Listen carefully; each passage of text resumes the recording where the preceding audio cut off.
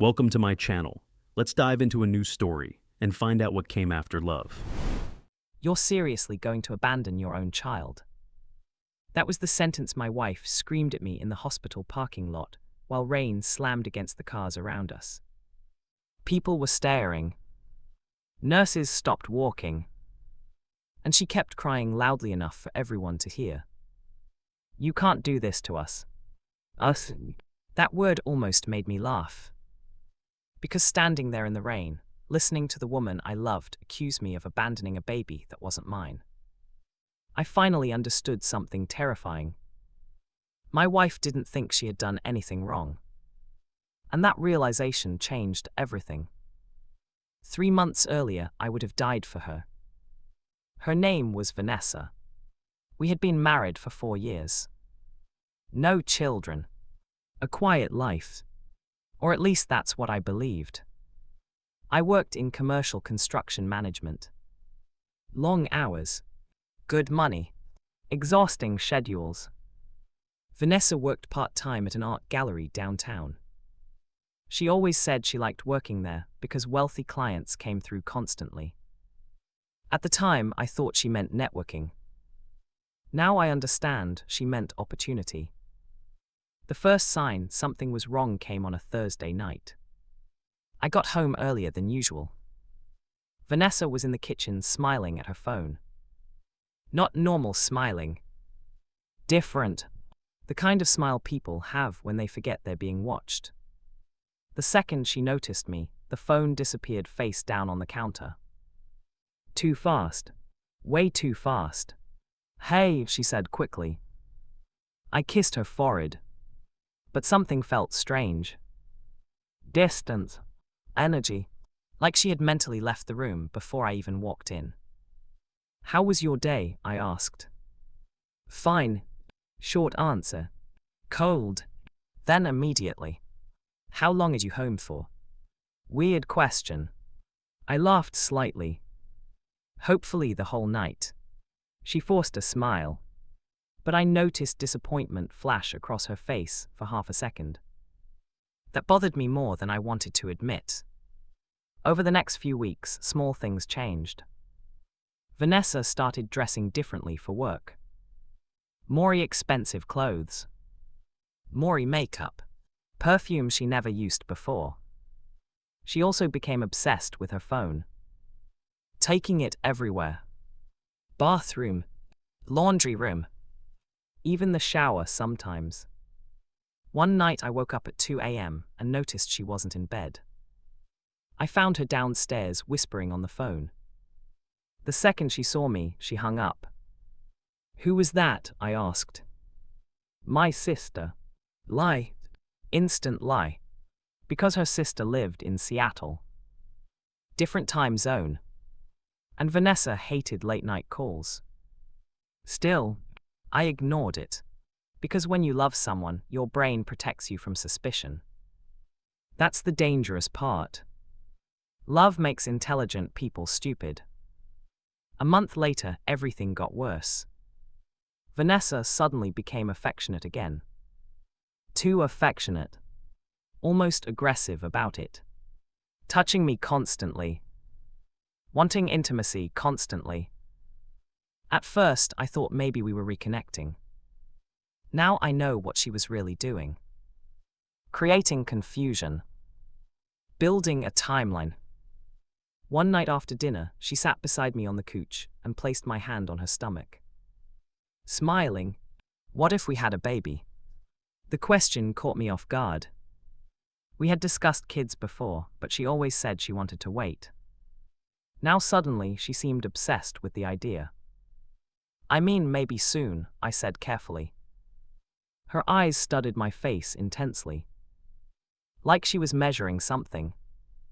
Then she smiled. "That would make you happy." I nodded slowly. "Yeah." She kissed me immediately after that. Longer than usual. And I remember thinking, maybe things are finally getting better. God, I had no idea.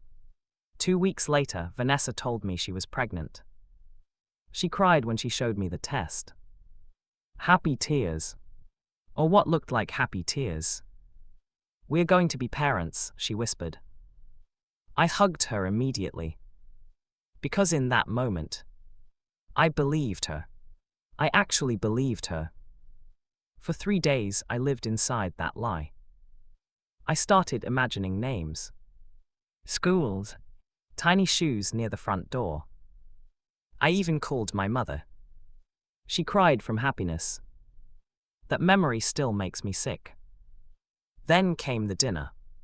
The dinner that destroyed everything. Vanessa invited me to an art gallery charity event.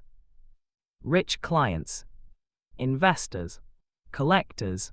I almost didn't go because of work. She insisted. "Please come," she said. Looking back now, I think she needed me there for appearances.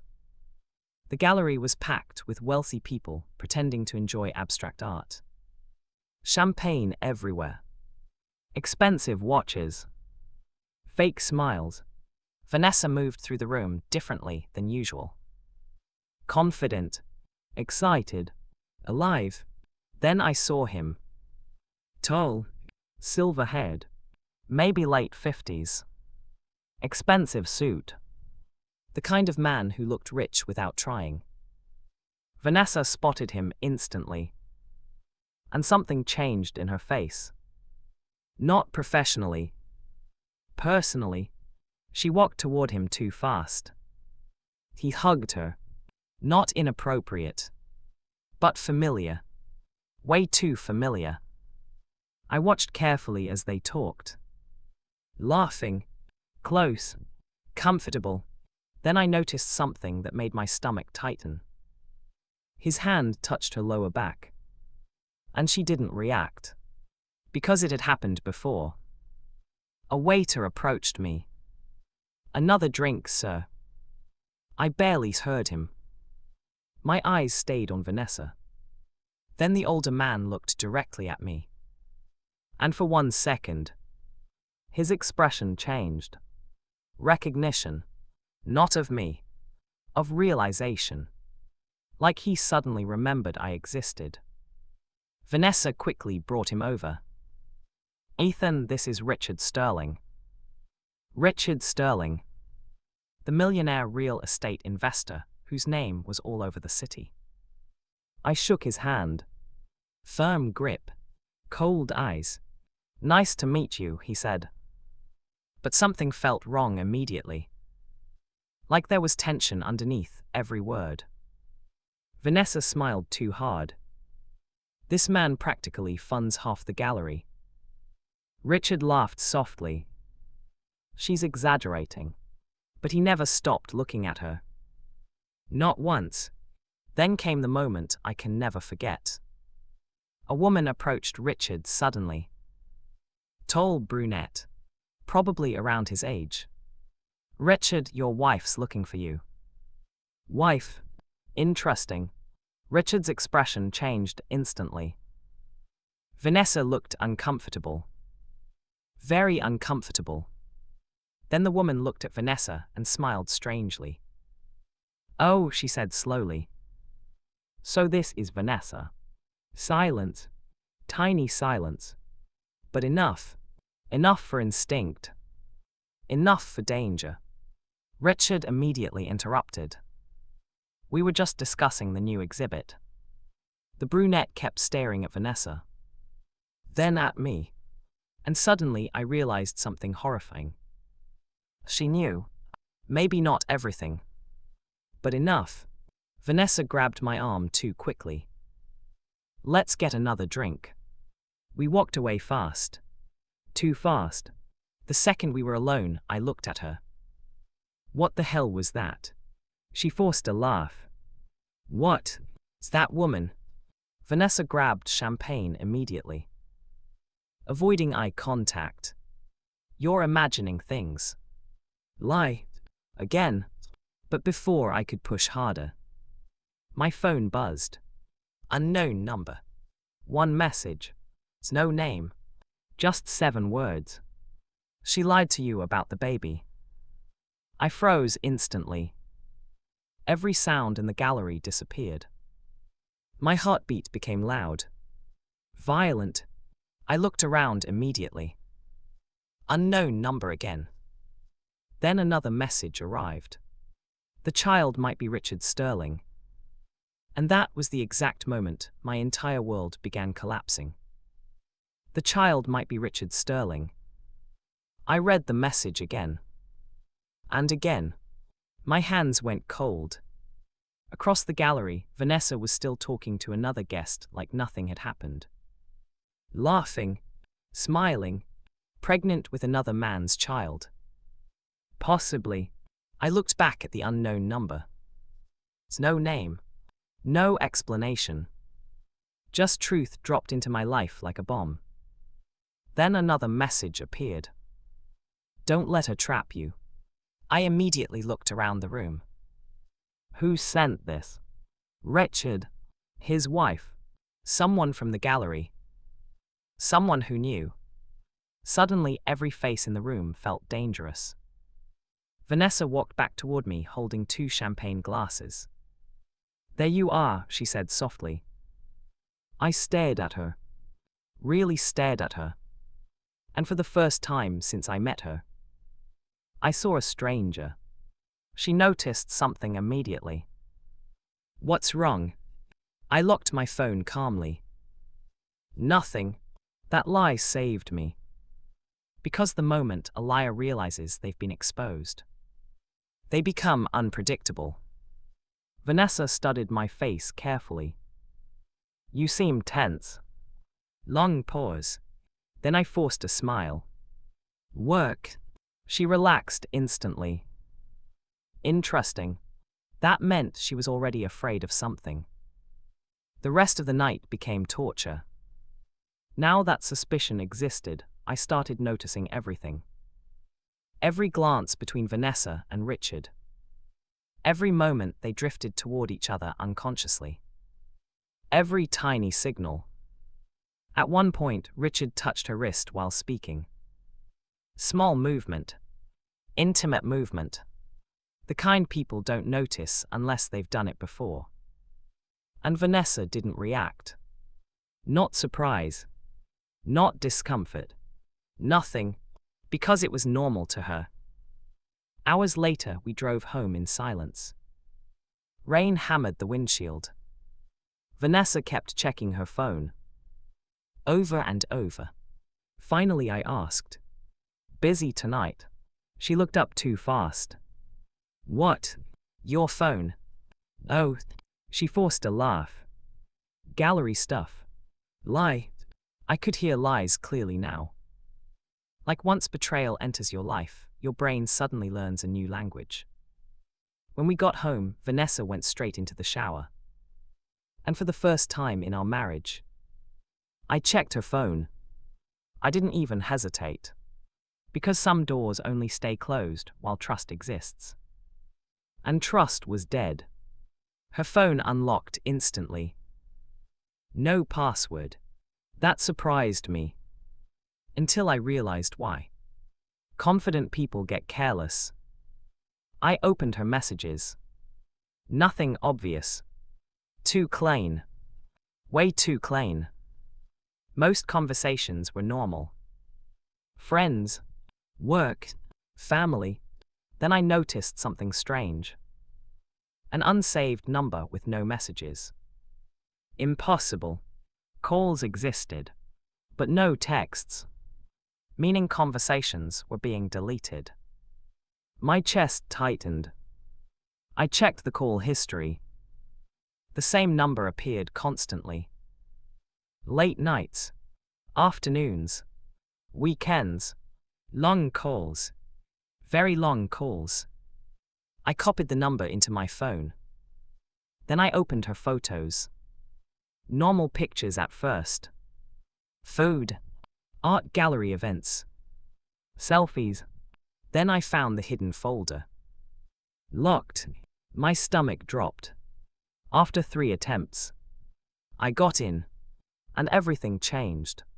Photos, hotel rooms, wine glasses, Richard, Vanessa, together, too close. One photo showed his hand around her waist. Another showed them kissing in a mirror reflection. The timestamps went back almost 7 months. 7 months! I felt physically sick. Then I found videos. Short clips. Private clips. I stopped watching after 3 seconds. Couldn't do it. Couldn't breathe. Then I found screenshots of messages. Wretched. Did you tell him yet? Vanessa. Not until I'm sure. Another one. Wretched. If it's mine, this becomes complicated. Vanessa. He'll believe it's his. I stared at the screen in horror. My entire body went numb. She planned this. Not panic. Not accident. Plan. She wanted me to raise another man's child. A rich man's child. While she protected his reputation and secured her future. I suddenly understood everything. Why she became affectionate again. Why she suddenly wanted a baby conversation. Why she tracked timing. Timeline manipulation. God. I dropped the phone onto the couch and stood there shaking. Rage hit me so hard I had to grip the kitchen counter. Because this wasn't just cheating anymore. This was calculated, psychological manipulation. She wasn't scared of hurting me. She expected to use me. The bathroom door opened upstairs.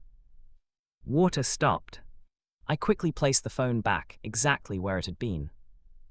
Seconds later, Vanessa walked downstairs wearing one of my shirts. Smiling softly. Pregnant, or pretending to be happy about pregnancy. How about tea? She asked. I stared at her. How many times had she lied while looking exactly like that? How far along did the doctor say? I asked calmly. Tiny hesitation. About 8 weeks. Interesting. Earlier she told me 6. Now 8. She didn't even remember her own lies anymore. I nodded slowly. You excited? She smiled immediately. Very. That word almost made me explode. Instead, I smiled back. And that scared her. I saw it instantly. Because she expected emotion. Questions. Fear. Not calmness. Calmness is dangerous. Especially when liars lose control of the script. That night, she wrapped herself around me in bed. Holding me tighter than usual. Like she was afraid. Or securing something. I stared into darkness for hours while she slept beside me. And one thought repeated inside my head endlessly. How long was she planning this? The next morning, I called the unknown number. No answer. I tried again. Voicemail. Female voice. It's no name. Interesting. Around noon, I got another message. Be careful, she's already preparing. Preparing. For what? I replied instantly. Who is this? No response. Hours passed. Then finally. Someone who made the same mistake you did. Coldness spread through my chest. Another man. Another victim. I responded. What do you know? Typing bubble appeared. Disappeared. Then, she targets wealthy men. My jaw tightened. She said you were emotionally weak. I stared at that sentence for a long time. Emotionally weak. That's how she saw me. Then another message arrived. She's done this before. My stomach dropped. Before, meaning I wasn't special. Not even the first. That evening Vanessa came home unusually happy. Almost glowing. How was your day? She asked. I watched her carefully. Productive. She kissed my cheek. You've been distant. Interesting. Now she noticed distance. Good. I shrugged. Tired. She studied me for a second too long. then smiled. You should take tomorrow off. Why? I booked us dinner. I already knew why. Control. Reconnect. Stabilize the lie. Sounds good, I said. That surprised her again. Because she still couldn't raid me. And that uncertainty was starting to scare her. Later that night, while she slept, her phone lit up beside the bed. One message preview appeared. Richard Sterling. My chest went cold instantly. The message read, "She suspects something."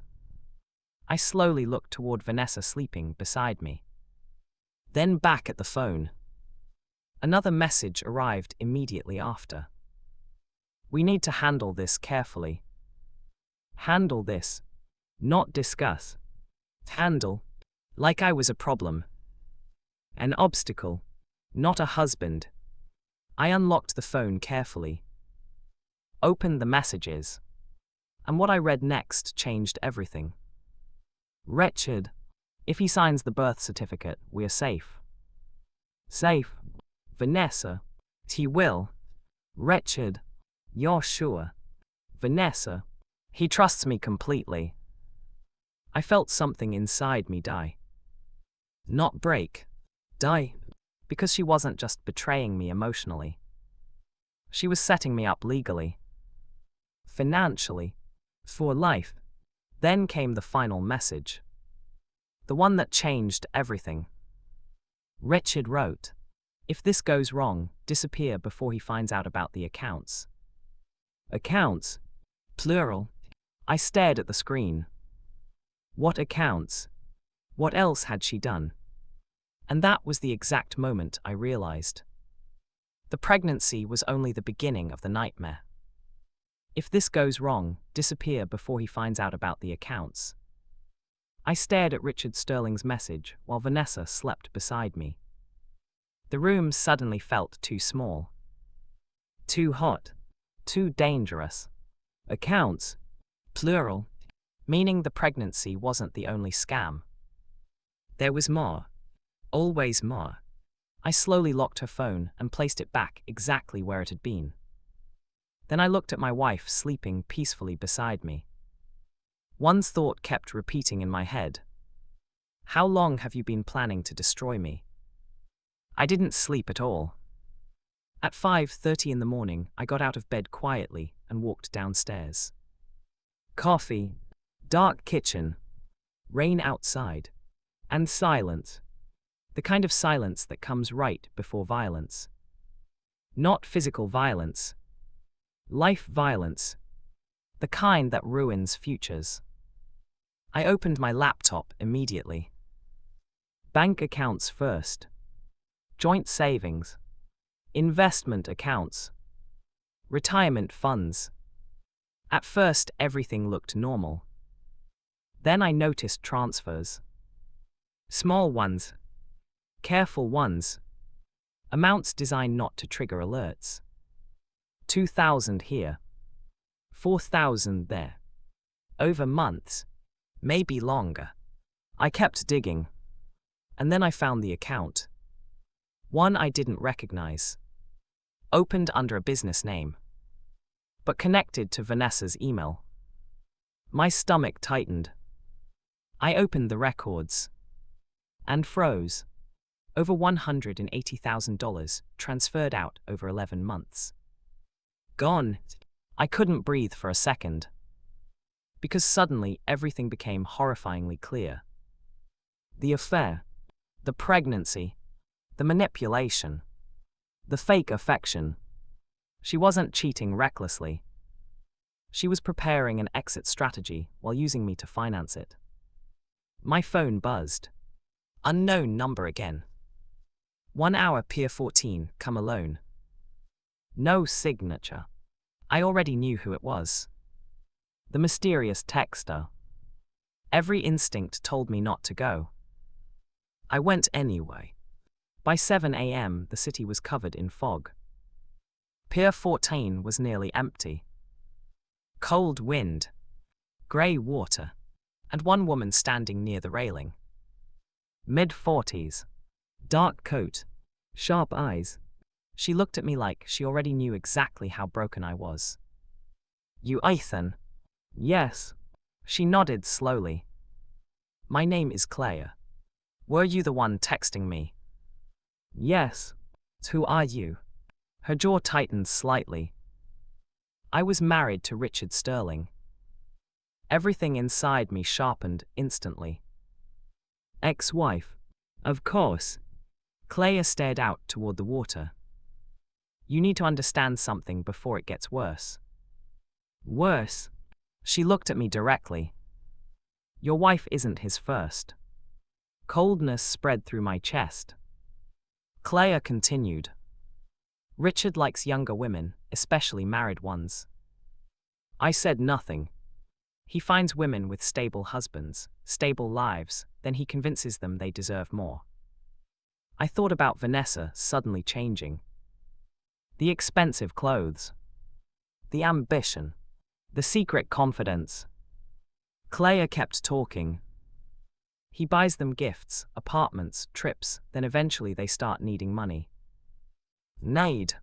He creates dependency. I felt sick. And Vanessa.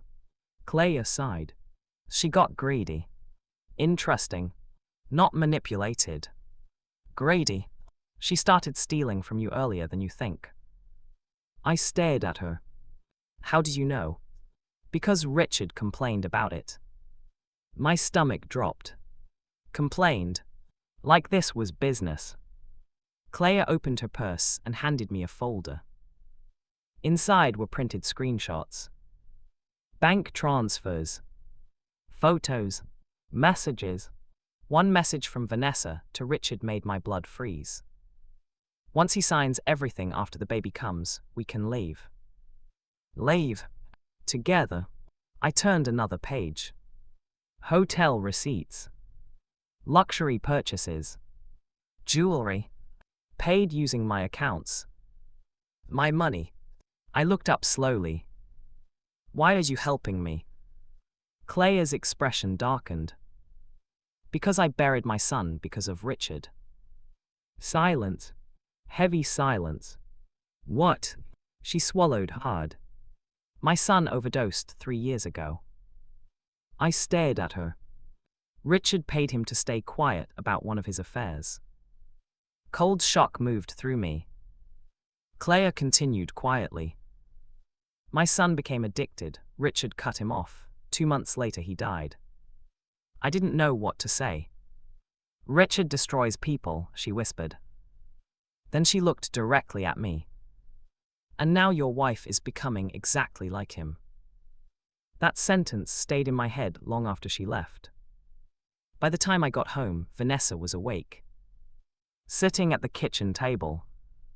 Coffee untouched. Eyes nervous. Where were you? I looked at her calmly. Walking. Lie. But now lies were part of the marriage. She studied my face carefully. You've been acting strange. I almost laughed. Strange.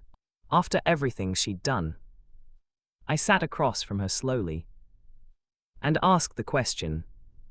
How much money did you steal from me? Everything stopped. Her face lost color instantly.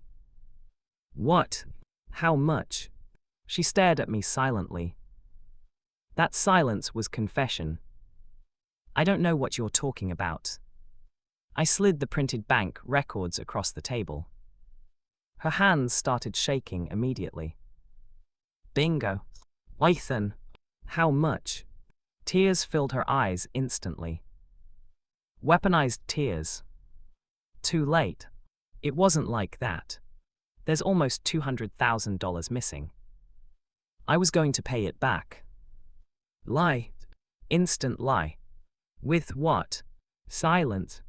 Then anger suddenly appeared in her face. Real anger. Interesting. Because liars become angry when exposure destroys control. You were never around, she snapped. I stared at her in disbelief. There it was. Justification. You worked constantly. So that excuses this. You ignored me. Oh, and that justifies fraud. She stood up suddenly. You don't understand what it's like being married to someone emotionally unavailable. I laughed coldly. Emotionally unavailable. She pointed at me violently now. You made me lonely. Amazing. Absolutely amazing. She cheated. Stole money. Faked loyalty. Possibly tried to trap me with another man's child. And somehow I was still the villain in her story. That level of narcissism terrified me. I stood slowly. Is the baby wretched? Silence. Then quietly. Yes. Hearing it directly changed something inside me. Finalized it. There's no more doubt. There's no more hope. Just truth. How long was you planning to make me believe it was mine?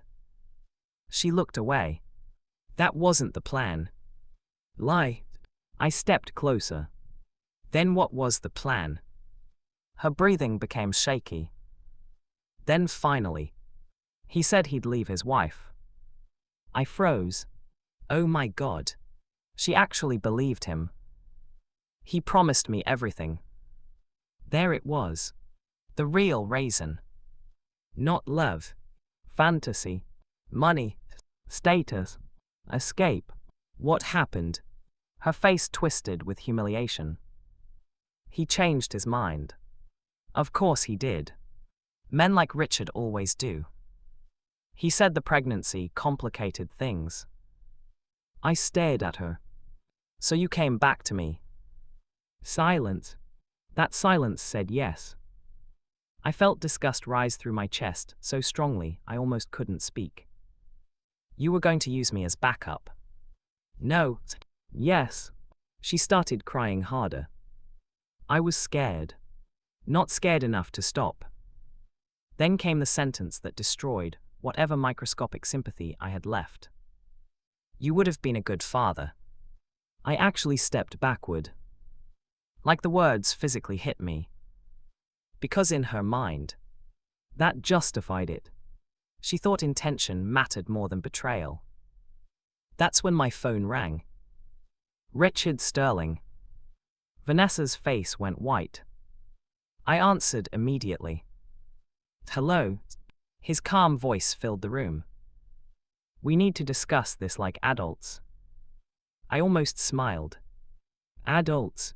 Interesting choice of words. Do you mean the affair? Long silence.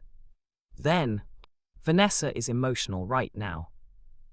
I looked at her. Crying at the table. Destroyed. Used. Still manipulative. You got her pregnant. That situation is unfortunate. Unfortunate. God. I put the phone on speaker. Vanessa looked terrified instantly. Richard continued. I'm willing to help financially if necessary. Vanessa's eyes widened. He wasn't choosing her. He was paying her off. And in that exact second, she realized it too. You said you loved me, she whispered. Silence on the phone. Dead silence. Then Richard sighed. Vanessa. That was enough. Her entire fantasy shattered visibly in front of me.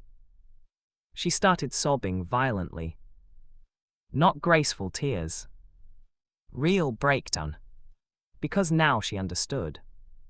She destroyed her marriage for a man who saw her as a temporary distraction.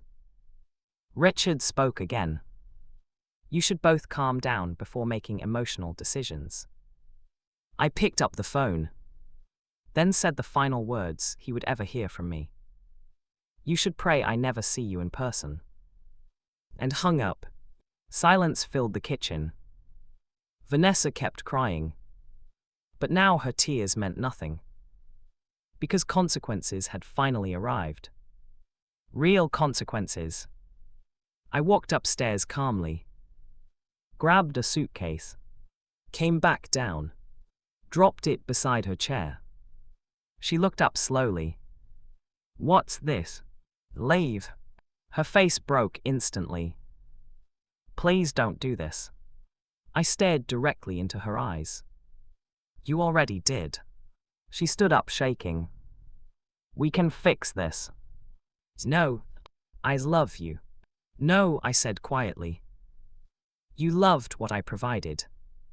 That destroyed her. She collapsed into the chair, sobbing harder. But I felt nothing now. Nothing. No anger. No grief. Just clarity. The most terrifying part. I think she finally realized that. Because once someone feels nothing for you, it's over. Completely over. An hour later, she left the house carrying 2 suitcases. Before closing the door, she turned toward me one last time and whispered, I never thought you'd actually leave me. I looked at her calmly. No, I replied. You never thought I'd find out who you really were. Then I shut the door. And for the first time in years, I could finally breathe. Thank you for staying till the end. Don't forget to like, subscribe, and share your thoughts in the pinned comment. It really means a lot to me.